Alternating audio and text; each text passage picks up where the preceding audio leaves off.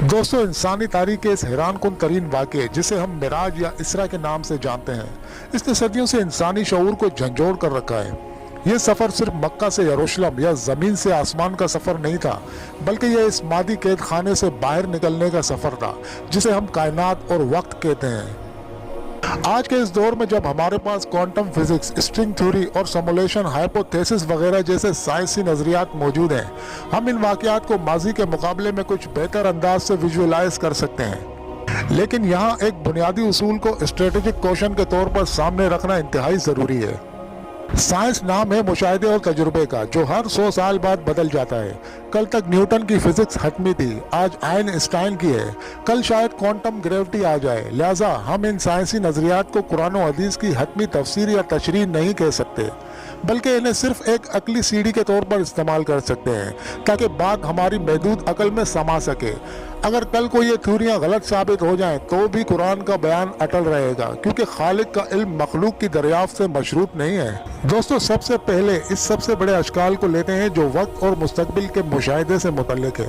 सवाल यह है कि अगर नबी करीम सल्लल्लाहु अलैहि वसल्लम ने जन्नत और जहन्नुम में अपनी उम्मत के लोगों, मसलन गीबत करने वालों या सूदखोरों को अजाब में देखा, तो क्या आप सल्लल्लाहु अलैहि वसल्लम मुस्तकबिल में चले गए थे? क्योंकि वो लोग तो अभी पैदा भी नहीं हुए, ना मरे, ना इनका हिसाब हुआ। यहाँ जदीद साइंस का एक मकबूल नज़रिया दी मैट्रिक्स या सिमुलेशन थ्योरी हमारी मदद कर सकता है। दोस्तों, बहुत से जदीद फिजिक्सदान ये कहते हैं कि हमारी ये मादी कायनात दरअसल एक बहुत बड़े प्रोग्राम या सिमुलेशन की तरह है जो मैथमेटिक्स कोड पर चल रही है। अगर हम एक लम्हे के लिए महज समझने की खातिर इस नज़रिए को सामने रखें, तो जो हस्ती इस सिमुलेशन को चला रही है वो इसके अंदर वक्त की पाबंद नहीं है। जैसे कि एक प्रोग्रामर के लिए इसका बनाया हुआ सॉफ्टवेयर या गेम एक मुकम्मल फाइल की सूरत में इसकी हार्ड डिस्क पर मौजूद होता है। गेम के अंदर मौजूद किरदार के लिए लेवल 1 हाल है और लेवल 10 मुस्तकबिल है जो अभी नहीं आया। लेकिन प्रोग्रामर जो सिस्टम से बाहर है, इसके लिए लेवल 1 और लेवल 10 दोनों बैक वक्त मौजूद है। मेराज की रात अल्लाह ताला ने नबी करीम सल्लल्लाहु अलैहि वसल्लम को इस यूनिवर्सल सिमुलेशन के अंदरूनी टाइम फ्रेम से निकालकर उस मकाम पर बुला लिया जिसे हम आलम अमर कह सकते हैं। जब आप सिस्टम से बाहर निकलते हैं तो आप एक ब्लॉक यूनिवर्स को देखते हैं। जदीद फिजिक्स के मुताबिक माजी, हाल और मुस्तकबिल कोई अलग अलग खाने नहीं है, बल्कि एक ठोस ब्लॉक की तरह है। अल्लाह के इल्म में कायनात का आगाज़ और अंजाम दोनों हो चुके हैं। लिहाजा नबी करीम सल्लल्लाहु अलैहि वसल्लम ने जब जहन्नुम को देखा तो वो टाइम ट्रेवल करके मुस्तकबिल में नहीं गए थे, बल्कि इन्हें उस बुलंदी पर खड़ा किया गया जहाँ से पूरी कायनात की टाइम लाइन एक खुली तस्वीर की तरह नजर आ रही थी। वो मनाजिर जो आप सल्लल्लाहु अलैहि वसल्लम ने देखे वो अल्लाह के इल्म में तय शुदा थे। इसे हम मुस्तकबिल कहते हैं, लेकिन अल्लाह के यहाँ वो अबदी हाल है।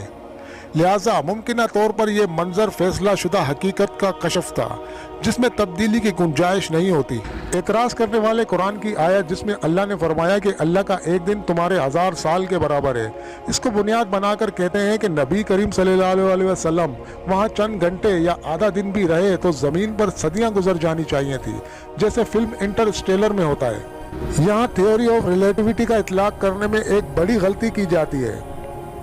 आइंस्टाइन का नजरिया कहता है कि अगर आप रोशनी की रफ्तार से सफर करें या किसी ब्लैक होल के पास जाएं तो आपके लिए वक्त सुस्त हो जाएगा और जमीन पर तेजी से गुजरेगा। इस हिसाब से तो वापसी पर 500 साल गुजर जाने चाहिए थे, लेकिन यहाँ मामला उलट है। यहाँ टाइम डायलेशन नहीं बल्कि टाइम स्टॉप का मुजाहरा नजर आता है। अगर हम दोबारा सिमुलेशन की मिसाल लें, जब आप वीडियो गेम खेल रहे होते हैं और आपको पानी पीना हो तो आप गेम को पुश कर देते हैं, गेम के किरदार वहीं जम जाते हैं। आप कमरे में चलते हैं, पानी पीते हैं, 10 मिनट गुजारते हैं और वापस आकर प्ले का बटन दबाते हैं। गेम के किरदारों के लिए 0 सेकंड गुजरा, जबकि आपके लिए 10 मिनट गुजर गए। मेराज की रात खालिक कायनात ने जो वक्त का खालिक है, ना कि वक्त का पाबंद, ज़मीनी वक्त को मुंजमद यानी फ्रीज कर दिया। नबी करीम सल्लल्लाहु अलैहि वसल्लम ने आलम बाला में तवील मुशाहिदात किए, अरबों खरबों किलोमीटर का सफ़र तय किया, अंबिया से मुलाकातें की, लेकिन ये सब कुछ लाजमा यानी टाइमलेसनेस के जोन में हुआ। इस दौरान ज़मीन अपनी जगह रुकी रही, बिस्तर की गरमाइश वहीं थमी रही और लोटे का पानी गिरते गिरते रुक गया। साइंस हमें ये बता सकती है कि वक्त रिलेटिव है, लेकिन वक्त को रोकना फिलहाल साइंस की हुदूद से बाहर है, मगर खालिक के लिए ये एक मामूली बात, बहुत ही मामूली बात है। इस सफ़र की जिस्मानी या रूहानी नोयत पर जो सवाल उठाया गया है, इसका जवाब भी इंतहाई लतीफ़ है। अगर हम इसे सिर्फ रूहानी या ख्वाब कह दें तो साइंसी और अकली उलझनें ख़त्म हो जाती हैं, लेकिन फिर कुरान का एजाज़ भी ख़त्म हो जाता है। लफ्ज़ अब्द यानी बंदा जिस्म और रूह के मजमूए को कहते हैं। अगर ये ख्वाब होता तो कुफ़ार मक्का शोर न मचाते, क्योंकि ख्वाब में तो कोई भी उड़ सकता है। कुरैश का इनकार इस बात की दलील है कि दावा जिस्मानी बेदारी का था। सवाल यह है कि मादी जिस्म इतनी बुलंदी पर कैसे गया। मादी जिस्म को तो खला में ऑक्सीजन चाहिए, रेडिएशन से बचाव चाहिए, और रोशनी की रफ्तार से चलने पर वो बिखर कर एनर्जी बन जाता है।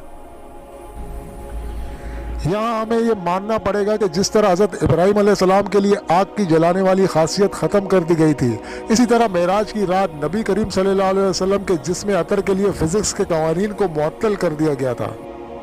रही बात अंबिया अलैहिस्सलाम से मुलाकात की, तो ये होलोग्राफिक रियलिटी का मुज़ाहरा हो सकता है। अंबिया अलैहिस्सलाम के अजसाम कब्रों में हैं, लेकिन आलम बाला में इनकी अरवाह को मिसाली अजसाम अता किए गए। इसे समझने के लिए हम ये कह सकते हैं कि ये ऐसा ही है जैसे मेटावर्स में आपका अवतार होता है। वो अवतार देखने में बिल्कुल आप जैसा होता है, चलता है, फिरता है, हाथ मिलाता है, लेकिन वो गोश्त पोस्ट का नहीं होता। अंबिया के वो अजसाम लतीफ़ थे, इसलिए आसमानों पर इनकी मौजूदगी मुमकिन हुई। ये मुलाकातें वर्चुअल नहीं थी, बल्कि रूहानी दुनिया की हकीकत थी, जो मादी दुनिया से ज़्यादा ठोस है। दोस्तों, मस्जिद अक्सा के मकाम पर जो एतराज़ उठाया जाता है कि वहाँ तो कोई मस्जिद थी ही नहीं, वो इमारत तो बनी उमैया ने बनाई, ये एतराज़ लुगत और तारीख से लाइल्मी का नतीजा है। अरबी में मस्जिद किसी इमारत को नहीं कहते, बल्कि सजदा गाह को कहते हैं। कुरान ने लफ्ज़ मस्जिद इस्तेमाल किया, इमारत नहीं।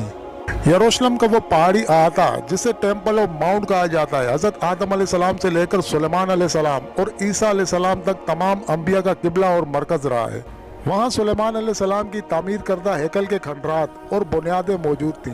अल्लाह के नज़दीक वो प्लाट, वो ज़मीन ता क़यामत मस्जिद है।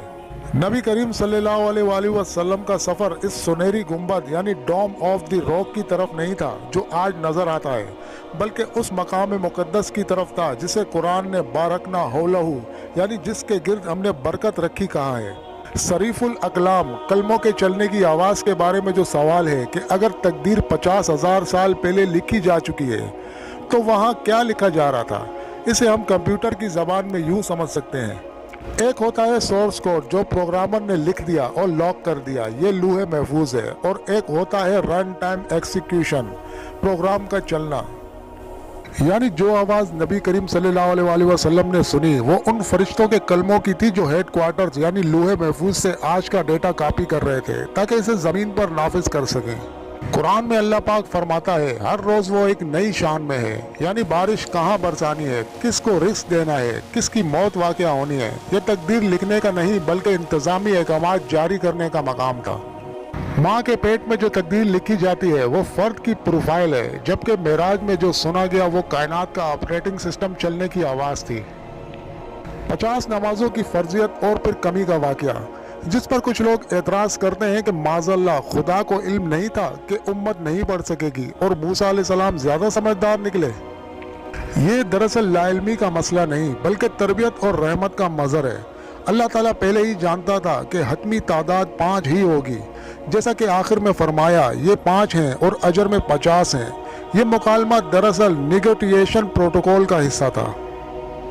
अगर अल्लाह शुरू से ही 5 नमाजें दे देता तो इंसान को इनकी कदर व कीमत का अंदाज़ा ना होता। 50 से शुरू करके 5 पर लाना ये बताने के लिए था कि ए इंसान तेरा टारगेट 50 का था, लेकिन तेरी कमज़ोरी की वजह से तुझे 90% डिस्काउंट दिया गया है, अब इन 5 को ज़ाया मत करना। मूसा अलैहिस्सलाम का किरदार यहाँ एक तजुर्बाकार मेंटोर का था जिन्होंने बनी इसराइल की नफ्सियात देखी थी। ये अल्लाह की हिकमत थी कि इस तखफीफ का ज़रिया एक जलीलुल कदर पैगम्बर को बनाया। आखिर में अल्लाह ताला से मुलाकात और गुफ्तगू की नौयत। क्या अल्लाह ने मुसाफा किया? क्या किसी ख़ास लहजे में बात की? यहाँ हमें तशबिया से हर सूरत बचना होगा, गुरेज और परहेज करना होगा। क्यों?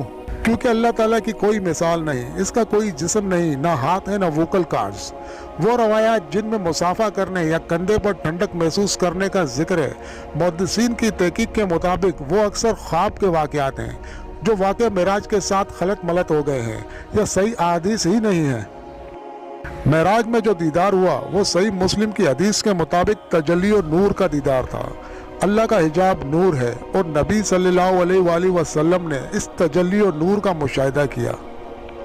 गुफ्तगू का तरीका वही या बराह रास्त अलका यानी डायरेक्ट रेवलेशन था, जो आवाज़ और अल्फाज की मोहताज नहीं। ये डेटा का एक ऐसा डायरेक्ट ट्रांसफ़र था जो कल्ब मोहम्मद सल्लल्लाहु अलैहि वसल्लम पर उतारा गया। ये खालिक और मखलूक के दरमियान एक ऐसा लतीफ़ तरीन राब्ता था जिसे इंसानी ज़बान बयान करने बल्कि समझने और तसव्वुर करने से भी कासिर है। दोस्तों, मेराज का वाक़या हमें ये बताता है कि ये कायनात एक बंद सिस्टम नहीं है, बल्कि इसका एक एग्जिट डोर भी है जो सिर्फ अल्लाह ताला के हुक्म से खुलता है। ये वाक़या अकल को आजिज़ करने के लिए है, इसे चैलेंज करने के लिए नहीं। हम साइंस की मौजूदा थ्योरीज की रोशनी में ये कह सकते हैं कि हाँ, ऐसा होना अकली तौर पर मुमकिन है, लेकिन हतमी हकीकत क्या थी वो सिर्फ अल्लाह और उसका रसूल ही जानते हैं। हमारा काम ईमान लाना और इस गैब के सामने सर तस्लीम खम करना है, जैसा हज़रत अबू बकर सिद्दीक रज़ी अल्लाह ताला अन्हो ने किया। वल्लाहु आलम बिस्सवाब, और अल्लाह ही हक को बेहतर जानने वाला है।